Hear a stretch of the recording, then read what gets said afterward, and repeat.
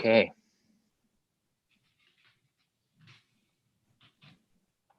We are live on YouTube, so Hayden, you can go ahead and kick us off.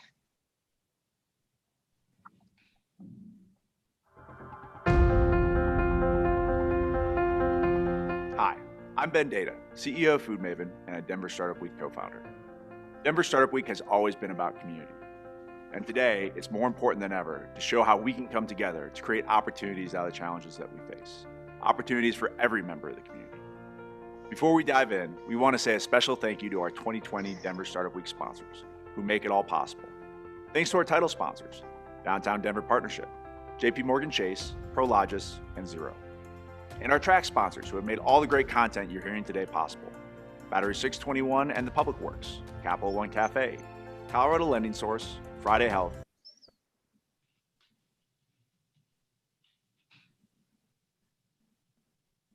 Quizlet, Exactly, Zayo, and Zestful.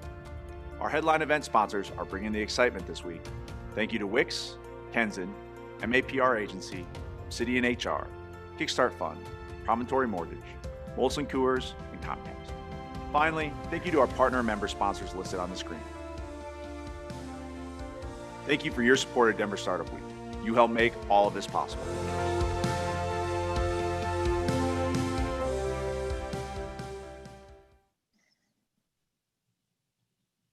All right. Hello, and welcome to the second annual Youth Pass Pitch Challenge.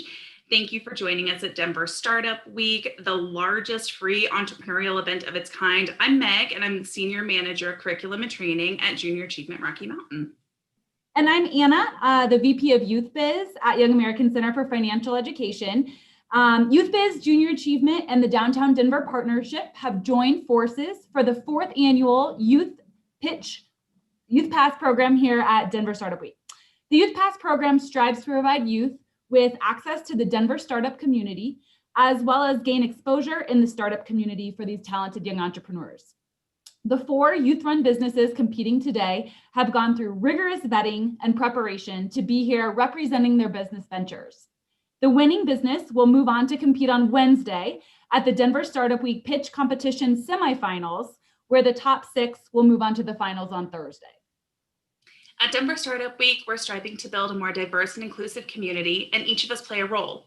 By bringing youth voices and accomplishments into this space, we are very proud to create a more inclusive startup community. Before we introduce our judges, I want to outline the structure of the session. Each group will be given 7 minutes to pitch, followed by 5 minutes of questions from the judges. After all businesses have presented, we'll ask the judges to deliberate and decide on their winner. Be sure you share your experience at this session online using hashtag Den Startup Week, hashtag YA Center, and hashtag JA Rocky Mountain. Now let's meet our judges. First, we have Barbara Brooks, the CEO and founder of Second Act Women, and a 29-year award-winning marketing and public relations professional.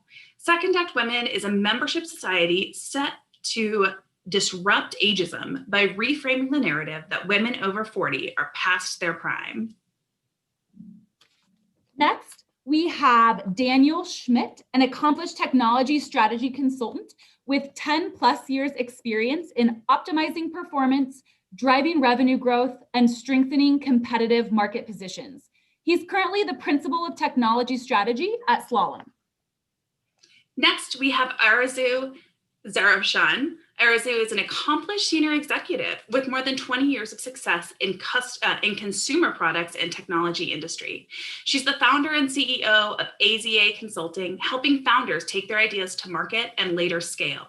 She's also the founder and CEO of Dispatch Mom, a technology on-demand platform for busy moms. And finally, we have Dave Westphal. Dave is an active Colorado angel investor and former entrepreneur. He's worked in the investment industry for over 20 years and mentors and volunteers with startup communities in several Western states. A final welcome to all of our judges. Now, let's start the show.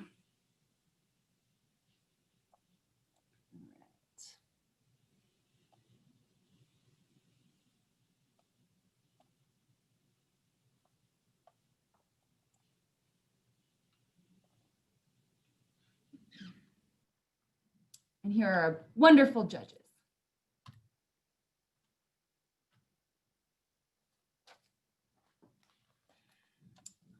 Great. First, we have Jack Bonneau with Teen Hustl. Thank you, Anna. Ready to start now?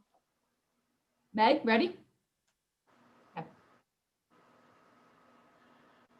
Okay. In the early 1980s, there were nearly 1 million teenagers delivering newspapers nationwide, delivering billions of newspapers monthly.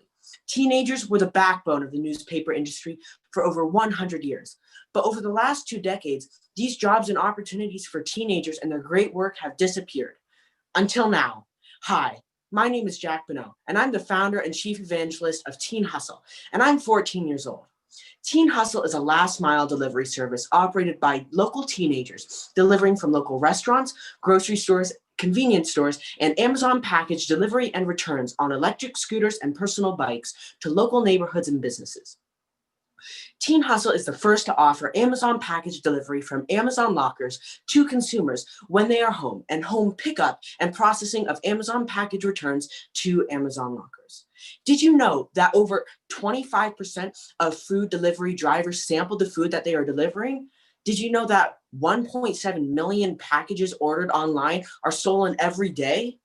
Did you know that carbon emissions from last mile delivery are forecasted to increase 30% over the next 10 years, and that last mile delivery is the most expensive part of package delivery? Did you know that DoorDash, Uber Eats, and others charge member restaurants up to 30% just to deliver their food, and that teenage unemployment is the highest unemployment demographic? Teen Hustl is able to uniquely address these problems by, one, requiring that all teen hustlers wear GoPro-mounted cameras on their helmets to ensure the integrity and safety of all deliveries for both consumers and the teen hustlers. Two, deliver to and from Amazon lockers, which provides customers the ability to have their packages delivered to these locations and have them delivered by teen hustlers when the customer is home. This service eliminates porch package theft, providing greater convenience and making our neighborhoods safer. Three, teen hustlers use electric scooters and personal bikes to ensure that all deliveries have zero impact on our environment and lower last mile delivery costs as compared to autos. Four, with lower operating costs and the higher number of potential deliveries per hour, Teen Hustl is able to offer lower commission fees to our member restaurants. And five, Teen Hustl provides opportunities to thousands of teenagers to experience, work, and develop social and life skills, which will benefit us the rest of our lives. The markets we address for food delivery, grocery delivery, and last mile delivery is expected to grow from $95 billion to over $300 billion over the next 3 years, an increase of over $200 billion. Teen Hustl competes with DoorDash, Uber Eats, Postmates, and Grubhub in food and convenience item deliveries. This slide shows that Teen Hustl compares favorably on cost to consumers with an average cost of less than $1 to $2 per delivery. Teen Hustl currently is the first and only service delivering packages and returns from and to Amazon lockers. Teen Hustl has a number of competitive advantages. By employing local neighborhood teens and offering a wide range of delivery opportunities, teen hustlers are able to make personal connections with our neighborhood customers. Our competitors are simply unable to do this. Teen Hustl employs our local teens from their local neighborhoods versus treating them as independent contractors. And that allows Teen Hustl to train and instruct them on the safest ways and the best ways to make deliveries. This allows us to control the customer experience. Teen Hustl is the only delivery company to equip its teen hustlers with GoPro cameras on their helmets, providing both public safety to our teen hustlers and a video record to ensure the integrity of each delivery. As we mentioned earlier, we have lower restaurant commissions and we are 100% eco-friendly. These are clear competitive advantages that our competitors, due to their business model, would be challenged to address. Home delivery is immensely popular and continues to grow. But we believe if you're unable to control the customer experience, you will receive reviews like these. Please take a moment to look at these one-star customer reviews from the Better Business Bureau, Trustpilot, and Reviews.io websites. Not that great. Teen Hustle controls customer experiences, and that's reflected in repeat customers and the positive feedback that we receive on our customer service, our communication, and hearing feedback that our customers are happy for the opportunity to support neighborhood teens. Teen Hustle earns delivery fees of $1.99 per Amazon Locker delivery and $2.99 per Amazon Locker return. Our gross margins are over 60%. Teen Hustle also earns revenue from delivery and service fees from consumers on food and convenience item delivery, which is in the middle range of our competitors. Our gross margin on that is 50%. We currently have one location in Broomfield and are opening up additional locations later this month. We're creating a go-to market model of operating and managing several locations that are managed by one central location. We'll take this model and duplicate it at other locations and scale that up to supervise a larger geographical area, and then scale it beyond Colorado nationwide. We also have a number of experienced advisors from Uber, Uber Eats, and the restaurant industry that we work closely with to expand. This chart shows a 4-year plan for expansion. This is my second startup. My first company, Jack Stands Marketplaces, I've successfully had for 5 years, and I'm the youngest to successfully pitch on ABC's Shark Tank when I was 10. My team is Steve Bino, who's my dad, and Peter Kemp, both of whom are serial entrepreneurs and have worked together for years as co-founders, creating a successful online trading platform for consumers and clients like Best Buy and GameStop, among others. We are also speaking with individuals formerly from Uber and Uber Eats to join our core executive team. We also have a great team of advisors that we work with from Techstars, current and former CEOs, and former senior management from Uber Eats. Teen Hustle is revenue generating, growing to 3 locations this month. Teen Hustle is raising $100,000 convertible debt pre-seed round to grow to 8 to 10 locations, 100 restaurants, and Amazon lockers, and over 10,000 orders. Oh, and one more thing. Teen Hustle was recently selected by the U.S. Chamber of Commerce as a 2020 Dream Big Awards finalist. We ask you today to vote for Teen Hustle, not only because we have a great business, but I want to bring back a great opportunity to tens of thousands of teenagers to be the backbone of the last mile delivery as youth have done for over 100 years. Teen Hustle delivers. Thank you.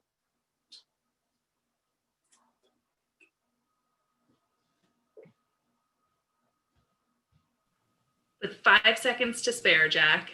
Awesome. Thank you.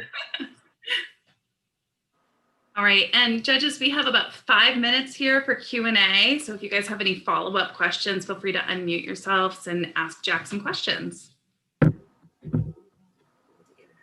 Jack, this is Dave. That was wonderful. Great presentation. Very well put together.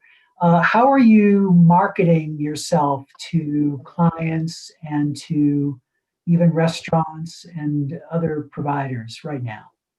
Sure, great question. So for when we're reaching out to our customers, we go door to door handing out door hangers, and we also advertise on websites like Nextdoor, that's the big neighborhood app.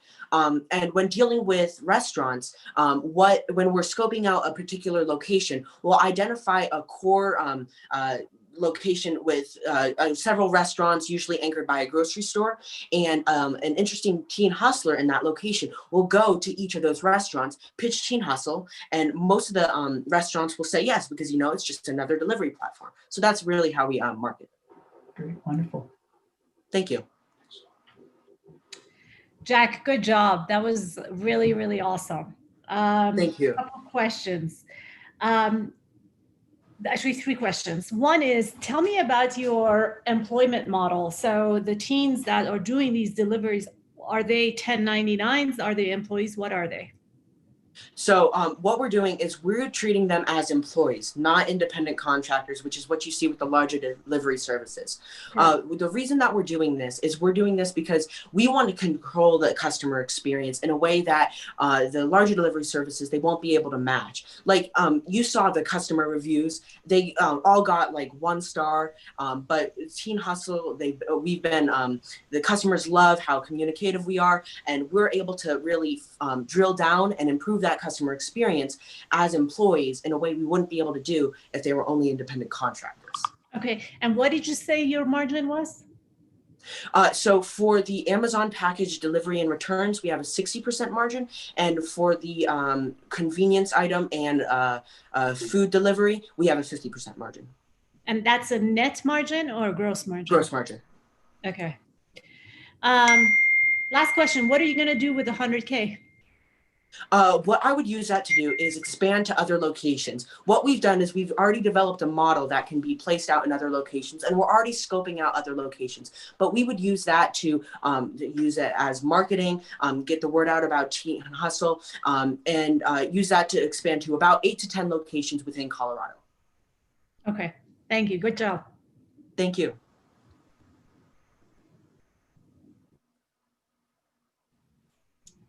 Hi, Jack. This is Daniel here. Awesome presentation.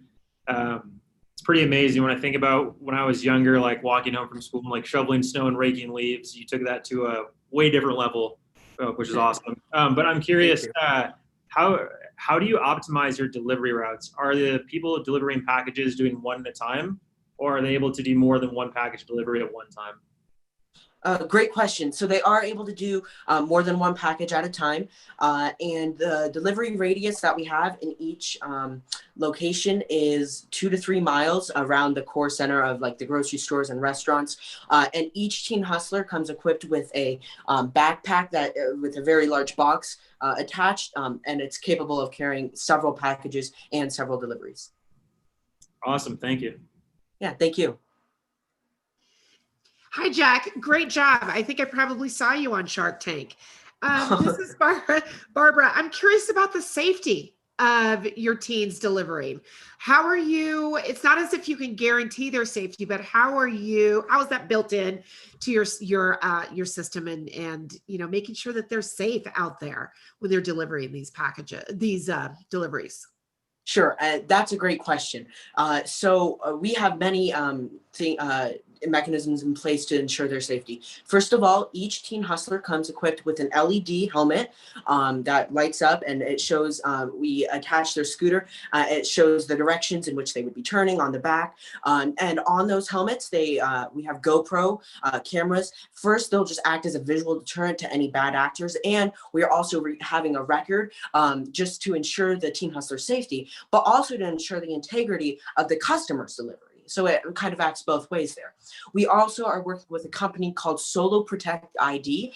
It's this ID that you can, I have it right here. It's this ID. On the back of it here, it has an emergency button that will put you in contact with emergency responders. And it also has two-way communication, and you're able to track the Teen Hustler's location. And then just for a visual, this is the helmet. It has the GoPro and then the LED lights. Fantastic. How much are you paying these your employees? They make the minimum wage in Colorado, which is $12. That's our timer, folks. So it's time to move on to our next business. Thank you, everyone.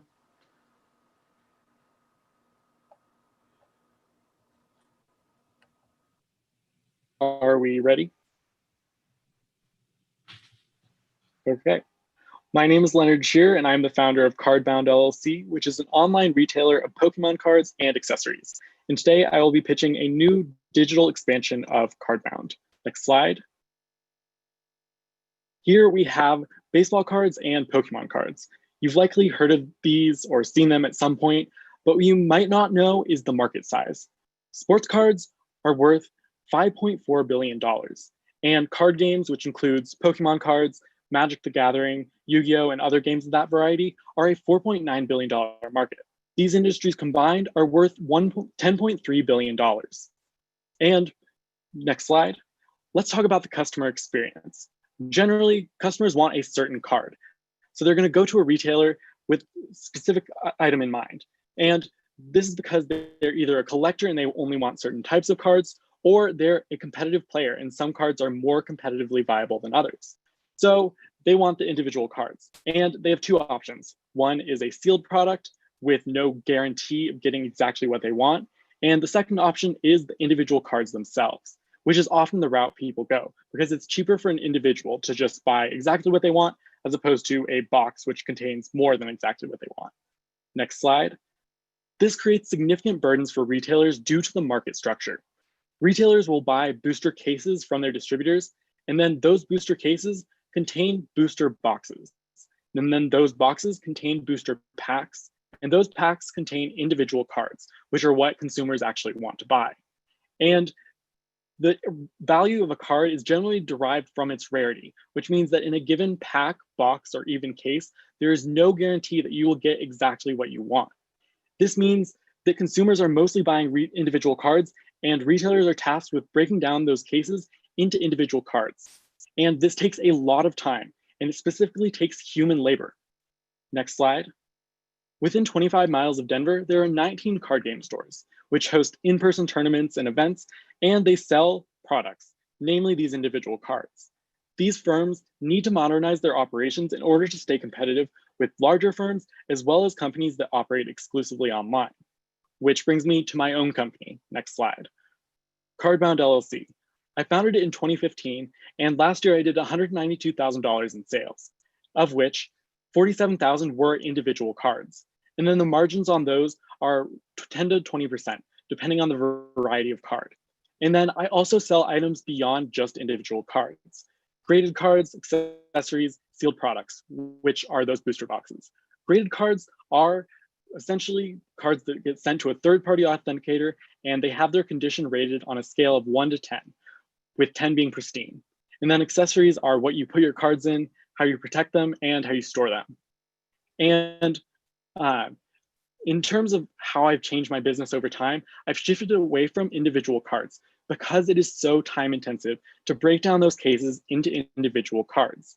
So I focused on the less time intensive product lines. But I have a solution to this issue, not just for my own business, but for businesses in the Denver area and across the country. Next slide. What if there were a robotic machine that could perform all of the actions a human would at a lower cost?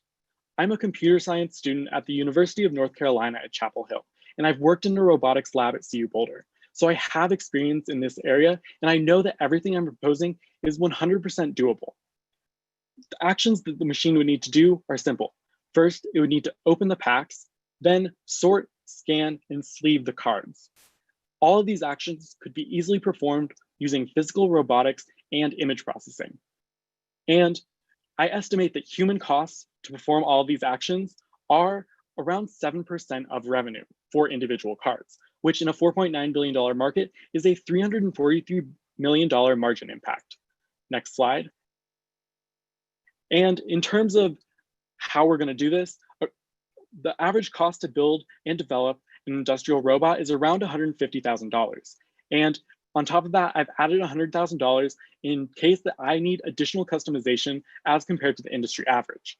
The key thing to note here is we're not reinventing the wheel. All of these technologies already exist, and we're just applying them to this specific situation. Next slide. And this machine would have a profound impact on my sales and my revenue.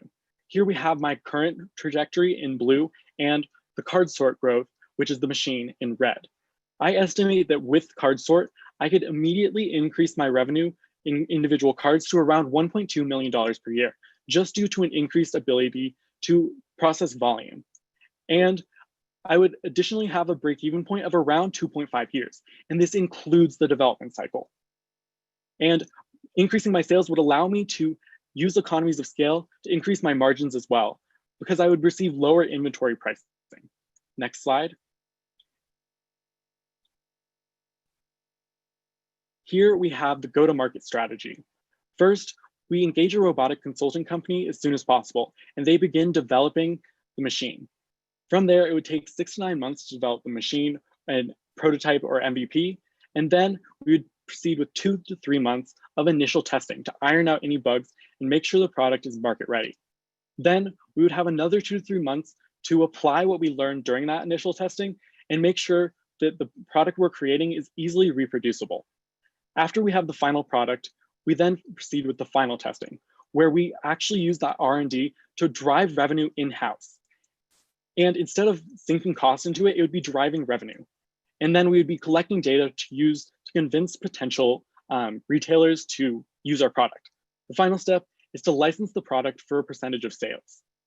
and use the data to contact stores in Denver and across the nation. Next slide.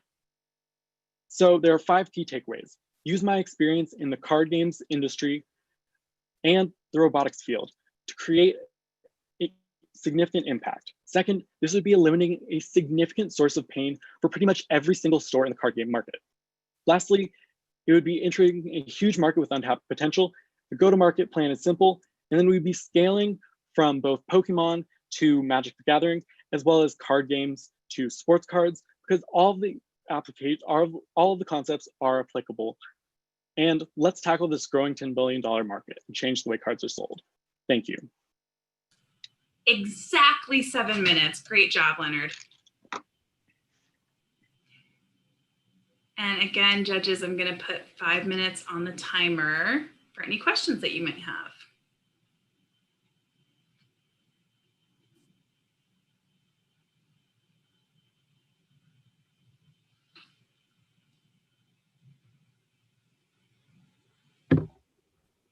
Leonard, this is Dave. A tremendous job there. Really, congratulations on your success.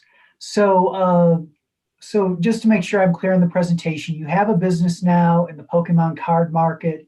You want to raise some money to expand your business into robotics, to really expand through licensing to the entire card market, collector card market, but also build your own business. Is that correct? I just want to make sure I have that clear. Correct. It would be maintaining my original business, but also adding the new branch, which would then be selling to other firms. Great. Okay, so is this going to be a separate company, or are you just doing this? What I gather is you're just doing this with your current business. Is that right? At the moment, it would just be my current business. Okay. Okay, great.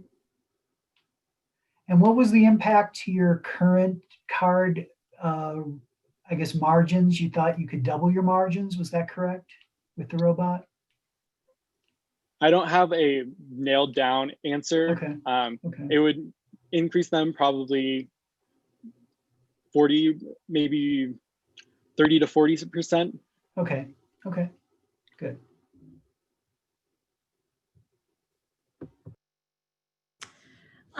Leonard, good. This is Arzu, by the way. Good job. Very, very interesting. Not at all a market I'm familiar with, so it was educational. Question for you. So with this card sorter, you mentioned that you want to license it to other firms and potentially fulfill orders for them.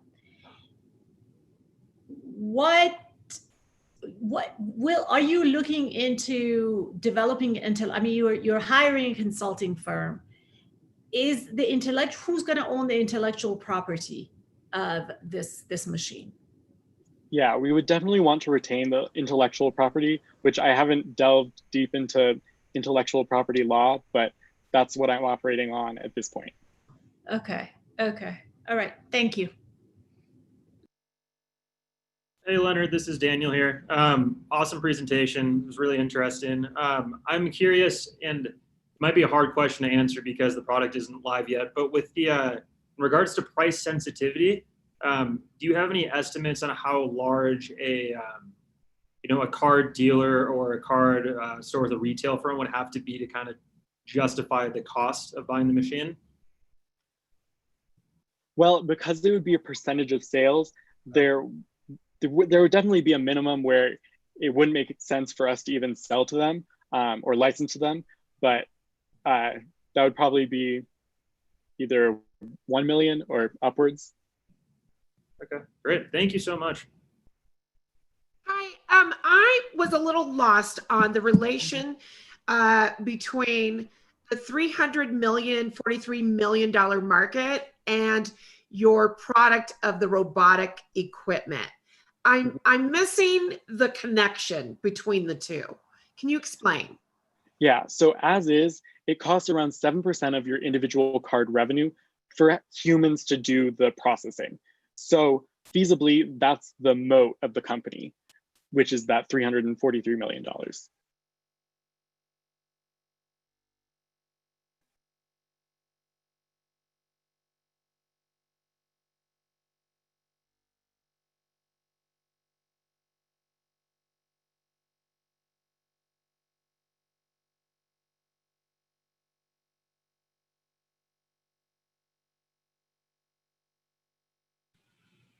We have time for maybe one more question.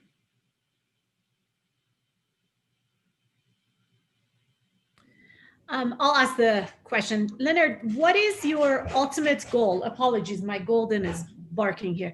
What is your ultimate goal? Is it an exit? And if so, to who? If you're trying to have a thriving business, is that your goal? In the theoretical world, I would love to expand the automation technologies to other applications, whether that's in restaurants or other things that can be easily automated. But in practice, it would probably be being acquired by a larger firm. Thank you. All right, I think that's about our time on questions for Leonard.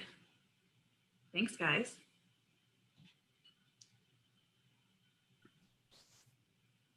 All right. My story begins at age 10. You know, I never really thought about my weight. I never had problems with it. I felt blessed to have a mom that would continuously feed me amazing and diverse foods, you know, fill me up like Garfield and his lasagna. Through puberty, I didn't get very tall, and it seemed like instead of getting height, I was gaining width. On sports teams, I would always be picked last. I would have to try on 5 different shirts before going to school to decide which one would hide the male breast I had recently developed. While walking into the cafeteria one day, I went to the salad bar. Big mistake. A few popular guys pointed at me, laughed, and said, "What, do you want to diet now, big man?" Now I had to change. I repeatedly tried MyFitnessPal, and when that didn't work after about 2 weeks, starvation was my best option. I would try different diets and starvation methods for about the next 3 years. I became abnormally insecure and lost touch with myself. For people that can relate to my story, we founded Intake. 79% of Americans feel unhappy with the way their body looks at times, so Saz is definitely not alone. People are unhappy, unmotivated, and insecure about their bodies.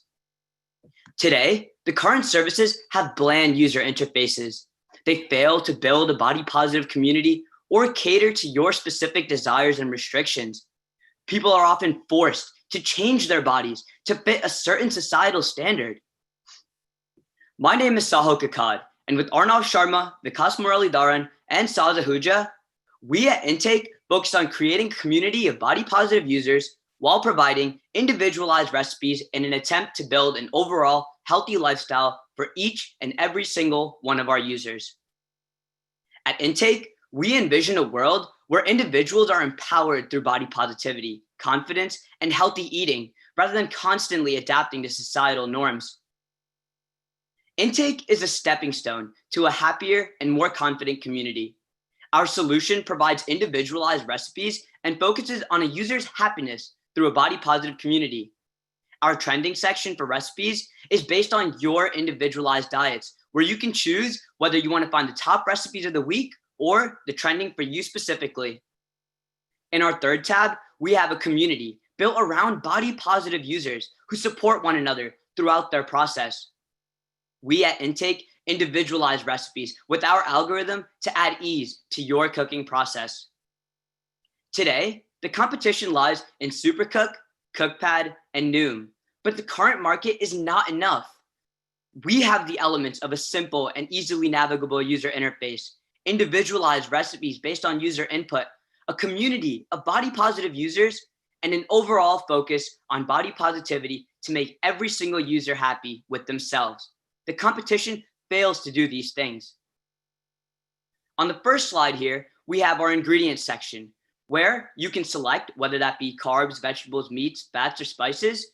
You can select from the checklist whichever ingredients you commonly cook with to add ease for yourself. On the next tab, we have our trending section, which offers you the top recipes for the week or the specifically trending for you. In the next slide, we have your personal stuff. Whether that be recipes, photos, or just anything you want to save, you can find it right here. In our last tab, we have the community section. To overall emphasize body positivity, you can find your groups and build a direct relationship with users. Today, our total addressable market are people that are insecure about their bodies, that are looking to change their current lifestyle.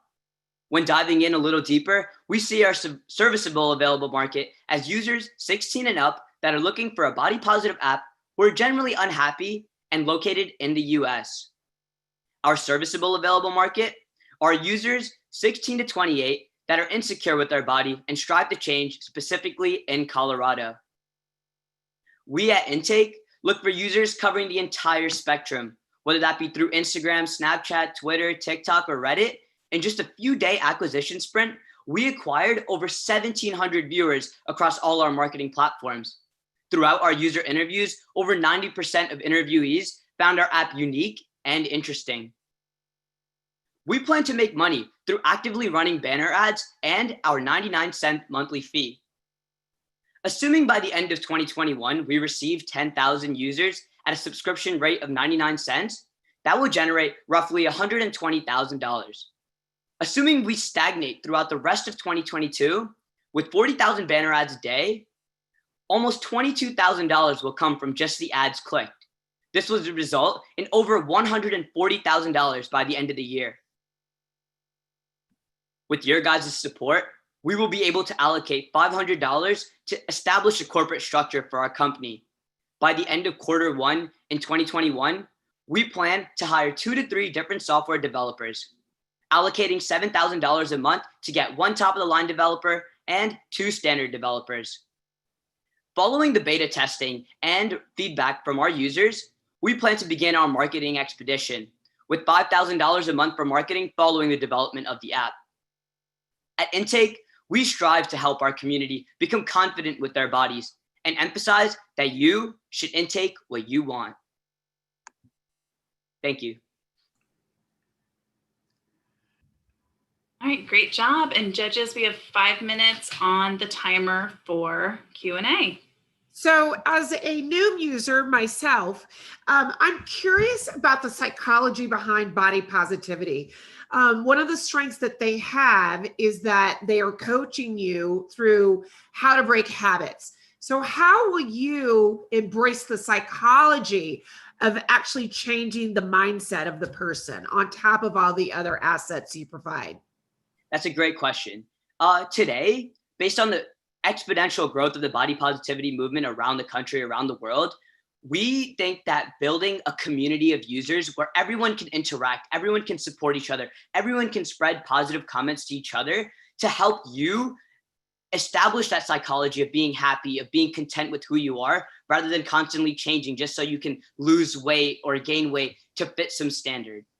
Now, will you lead with influencers that are out there on TikTok that are leading that charge to body positivity within that target market? Because you have to have some kind of, it feels like you need someone to at least start leading that to get people to get to that point where they're comfortable doing that. Yeah, so what we plan to do is, following the development of our app, once we finalize it, we plan to market with smaller celebrities so that we can gain their fan base and show them that body positivity is a crucial aspect of being happy.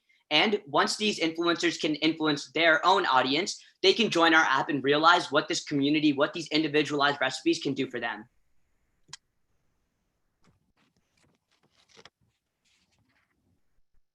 Sahil, good job. That was very interesting. Question. 2 questions. One is, how much are you raising? Sorry, could you repeat that? Yeah, sorry, I'm outside. My question is, how much are you raising? So what we plan to do is, with the development of our app, we plan to have this subscription rate of 99 cents, along with the banner ads, which we plan to put 40,000 each day. With that, we plan to roughly raise 140,000 by the end of the year. But as of now, we've just been manually speaking with other users that are interested, and we've been previously providing recipes to these individuals. Okay, so let me ask you a different way. When I say raise, I mean, how much investment money are you asking for? Not how much money are you generating? Okay, so right now we plan to ask for $100,000. With that $100,000, we plan to allocate some portion of it to establish the corporate structure for our company. Following that, we want to create an algorithm for our app to individualize recipes, which is why we want to allocate roughly $7,000 a month for these software developers to continue working on the app. Following all that, we plan to put the rest of our money into marketing to make sure that we can spread the word about Intake. Okay. Tell me why in the world you would be charging only 99 cents a month per user. For goodness sake, no one does that. I mean, might as well give it up for free. So Right. one thing that we wanted to emphasize at Intake is that you should be happy for yourself, and happiness shouldn't cost you so much money. People around the world are so keen on making them look skinny and look fit, but we want our users to be happy. And at a starting base of 99 cents, people will be willing to join our community to realize what Intake can do for them. Following that, with these ads, we plan to make more money. And down the line, based on how our progress works so far, we plan to raise that price slightly. Okay, I will tell you, and I know we're out of time. I will tell you that it's always easier to lower your prices, start high and lower your prices than go the other way around. You'll piss off a lot of customers if you go up. Just put that in mind. Thank you so much. All right. We're at exactly 1 minute for questions. So if there's one more, we could take one more question for Intake.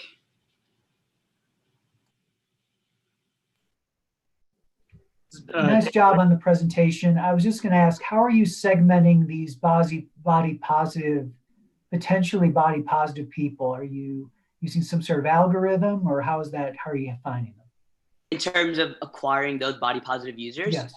Yes. So once we have the development of our app, one, of course, we will spread to our local communities. For me, that's New Jersey. For the other co-founders, that's in the Bay Area and Colorado.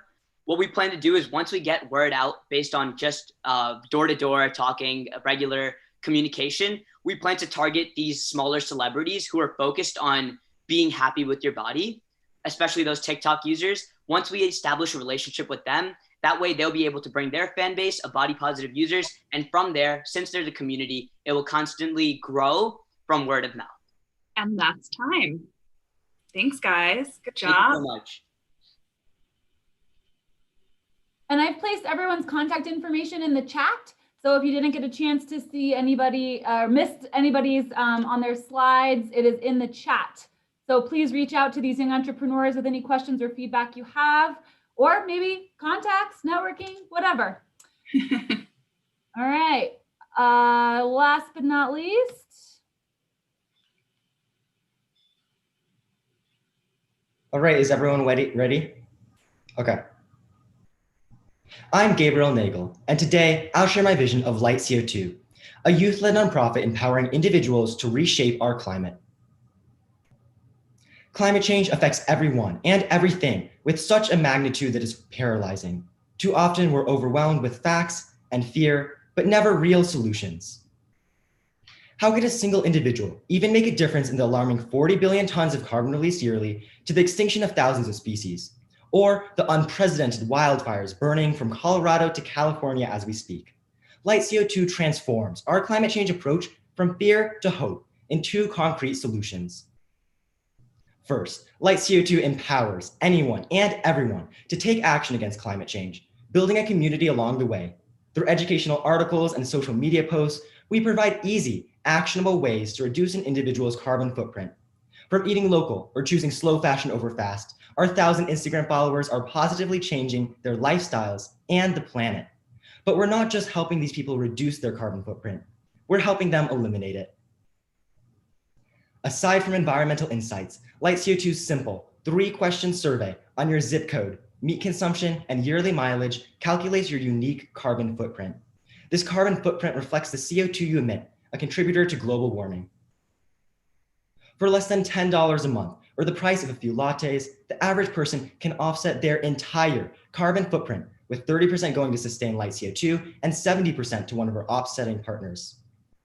Light CO2 is teamed up with Trees for the Future, so you can pay to plant carbon capturing trees in developing areas, which help both the people and the environment.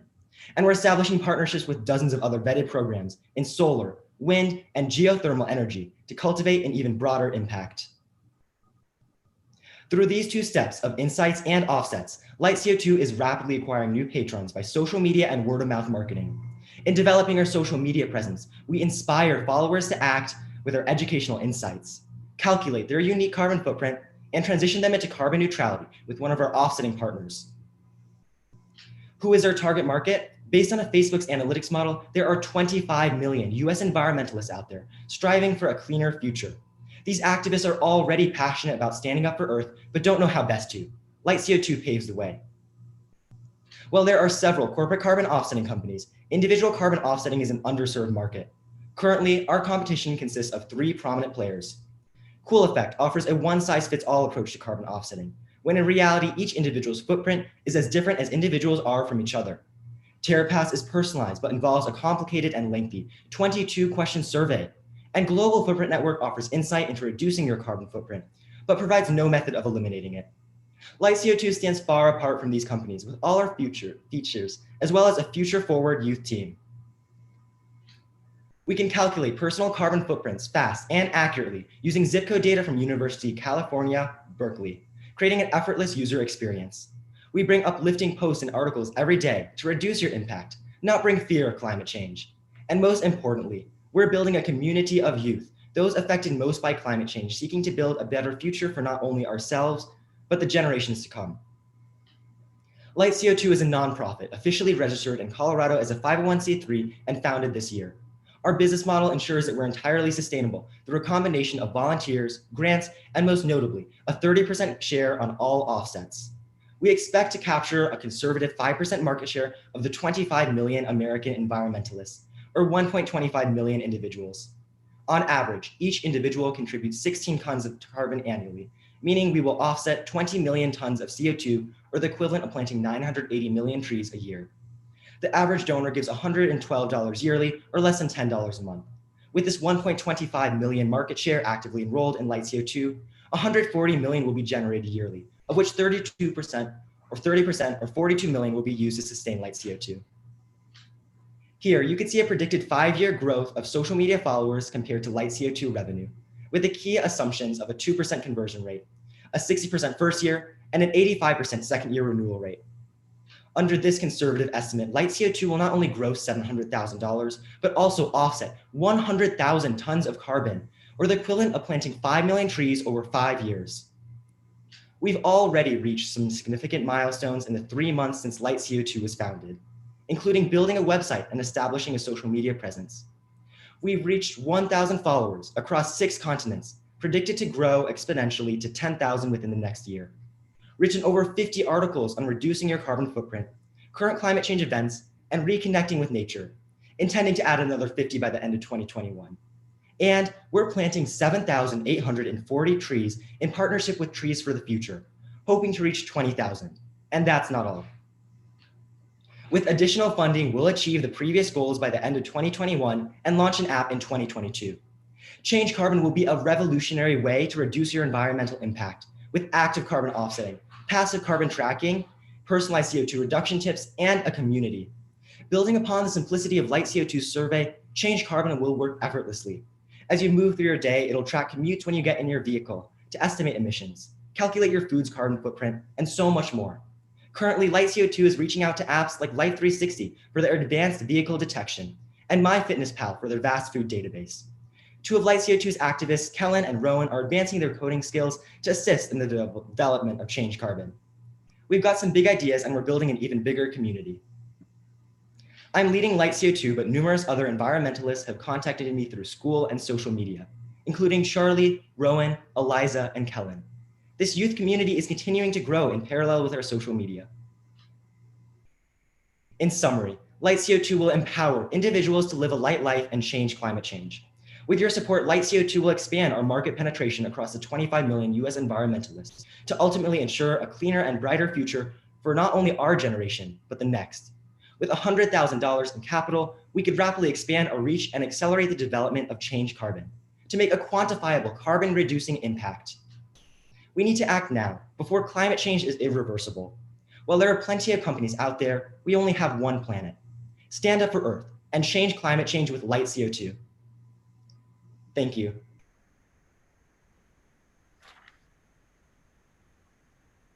All right, great job. We have 5 more minutes on the timer for judges' questions.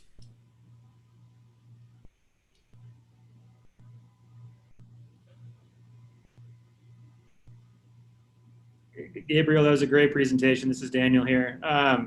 I'm curious, and I come from this from the standpoint. So I serve on the board of a company called Demand IQ, and so we have a SaaS tool for customer acquisition in the rooftop solar space. Okay. Have you considered so with your guys is with your company, you're bringing in clearly a lot of people that would be considered very qualified leads. So people that are very interested in renewable energy because they've signed up.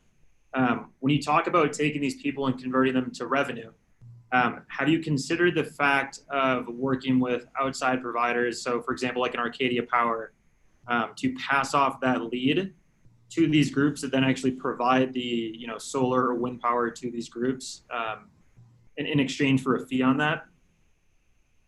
Okay, so are you referring to the offsets?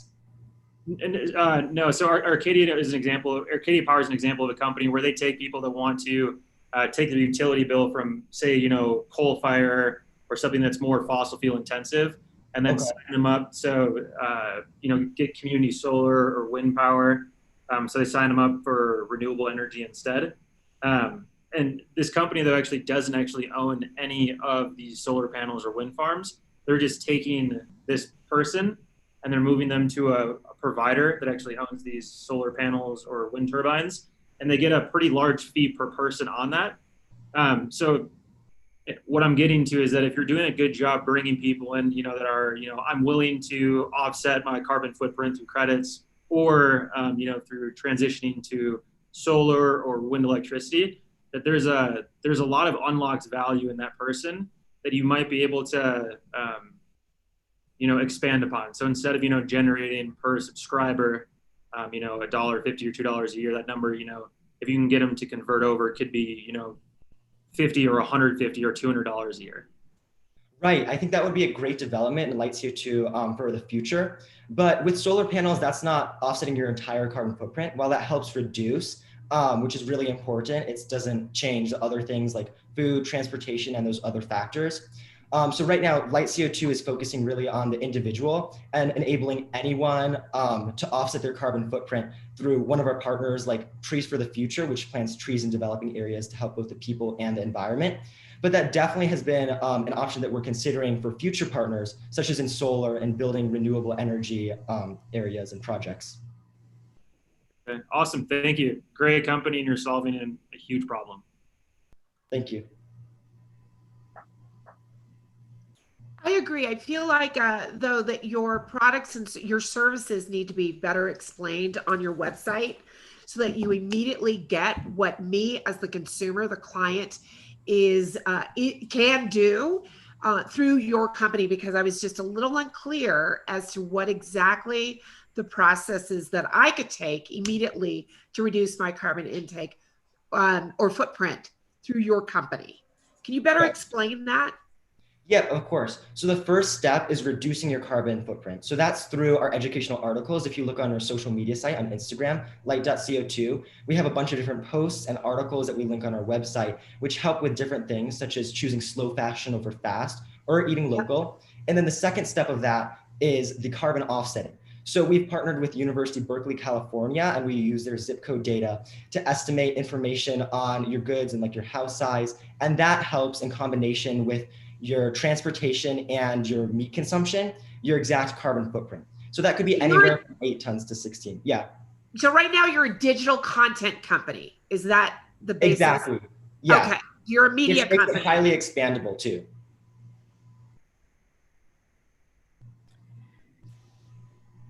So my question to you, and this was great, Gabrielle. I'm puzzled. Not from an altruistic perspective why you selected to go nonprofit, but from you're pitching as if this is an investor pitch. Yet for nonprofit fundraising, the formula is very different. And so help me understand why you have chosen to be nonprofit versus for-profit. Right. So that was a big dilemma that I had. And I did think about making it a for-profit business. But I figured with a nonprofit, it's more credible to the consumer that we're actually making a real impact on the environment through our partners. So it's kind of adding that credibility that a for-profit business wouldn't have. Okay. And that's time. Great job. And that was our last presentation, right, Anna? That's right. So I'm going to send our judges to a breakout room. I want to say thank you again to Arzu. I think you're going to have to leave straight from the breakout room. So you can share all of your feedback with the other judges, and we'll trust that they communicate that to us. So we'll bring you all back in 5 to 7 minutes. So it will be a quick deliberation. And then when you come back, you will be able to share your feedback to each business and announce our winner. So we're going to see if I can make this work.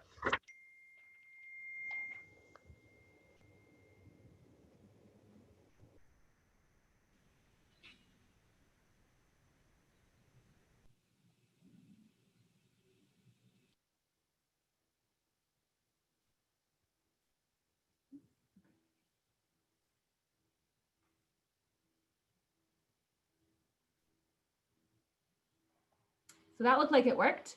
And then I know that we had a little cutoff of our initial sponsorship video. So we're going to share that quickly so that we can make sure that everyone sees the amazing companies who are helping make this possible. Yeah, thanks, Anna.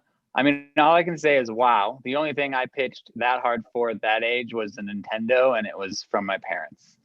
Do we have a laugh track on here? No? Okay, never mind. Hi. My name's Josh Schneider. I'm the Marketing and Communications Director at the Downtown Denver Partnership, a title sponsor at this year's virtual Denver Startup Week. While the judges are away making a really hard decision, I want to take a second, like Anna said, to thank our track sponsors. Without our track sponsors, we would not be able to bring you this great content year after year and keep it free and accessible for everyone. And in just a moment, we are going to share our screen, Hayden. Oh, we are sharing your screen. I apologize. I just didn't see it. Go ahead and click through. So our track sponsor this year is Zayo, and they have a message they'd like you to hear. At Zayo, our fiber fuels global innovation. Everything we do, everything we can imagine. Never in history has innovation happened at such a rapid pace. And all of it depends on bandwidth connectivity. Millions of miles of Zayo's fiber span the globe, traveling unique routes, providing dense metro footprints, offering next-generation solutions. We didn't just see the future of fiber, we built it, we delivered it. Every millisecond, our fiber is fueling crucial operations, breakthroughs, and innovations for the world's most impactful companies. Companies that are disrupting the status quo, igniting imaginations, revolutionizing industries, and creating brand new ones. Our customers are advancing wireless communication, transforming healthcare, changing education, revolutionizing transportation, redefining banking, powering retail, and upping the game in esports. These innovators rely on Zayo's fast, secure fiber networks to connect their offices, factories, data centers, clouds, exchanges, venues, and more. Ultimately, fueling innovation and transforming lives. And behind those fiber connections, Zayo is all about human connections. We take ownership in all we do. Our employees take the initiative to deliver trusted solutions to every customer and make their experience effortless. We are energetic and entrepreneurial, a partner to rely on. We are Zayo. We are working with our customers on what comes next, constantly anticipating what can be. We are fueling global innovation that is changing the world. Thanks again, Zayo, for your contribution. Without you, we wouldn't be able to bring this great content to everybody that we do. And I just want to take a second again to tell everyone I thought that was really great, inspiring, and we know that you guys are the future of Denver and the world's entrepreneurial community, and we look forward to seeing you guys for a long time to come. Anna, I'll hand it back to you as we anxiously await the return of the judges. I'll sit here and twiddle my thumbs with everybody else and twitch my feet. Thanks so much. I just want to encourage everyone to please take advantage of the contact information that we put in the chat. These entrepreneurs are, as you could see, extremely accomplished, have a lot of business savvy, Not only can they answer questions about their own businesses, but they can probably answer a lot of questions about just business in general. And so I definitely recommend that you reach out, connect. Part of the magic of Denver Startup Week is the networking opportunities that are afforded through this week. And so we really want to make sure that we are replicating that experience, even though we're virtual and we're able to connect with one another. So our breakout rooms our judges are coming back here in about 15 seconds.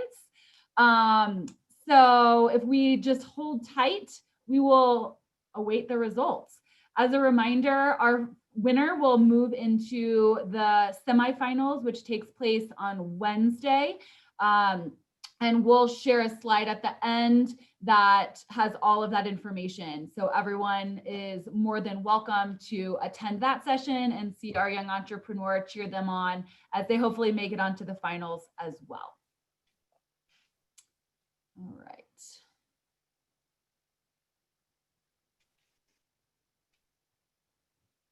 They're on their way back. And I can share this right now.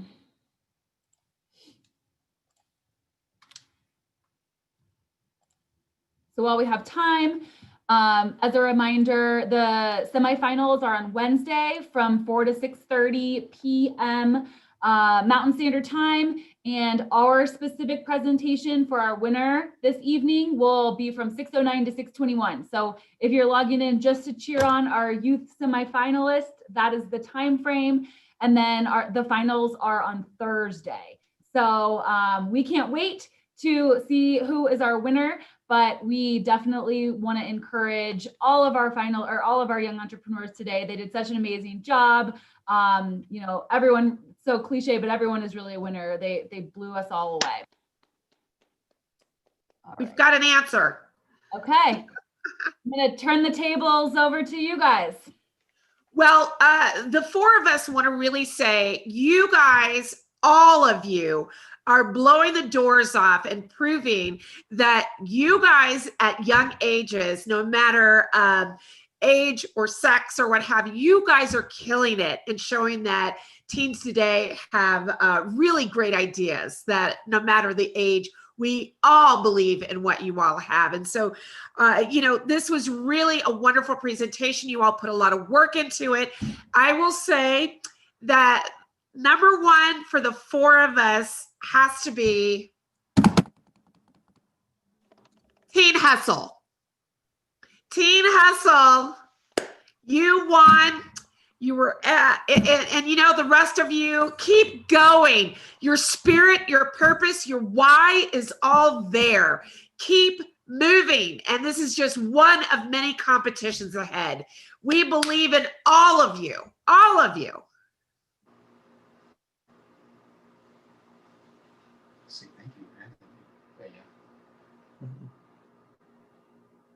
Congratulations to Jack and Teen Hustl. We will tune in on Wednesday to see you present at the semifinals. As Barbara said, and I will echo it once again, everyone did such an incredible job. And good luck to Jack on Wednesday and hopefully on Thursday as well. Thank you everyone for attending this evening. Meg, is there anything you'd like to say? I think so. Just thank you all, students. You all did a fantastic job. Thank you guys so much for all the time you put into this. And judges, thank you guys so much as well. Yeah, thank you to our judges, definitely. Take care, everyone. It was our pleasure. Congrats, Jack. Congrats, everyone. Thank you. Thank you. And Anna, you'll have to end the meeting.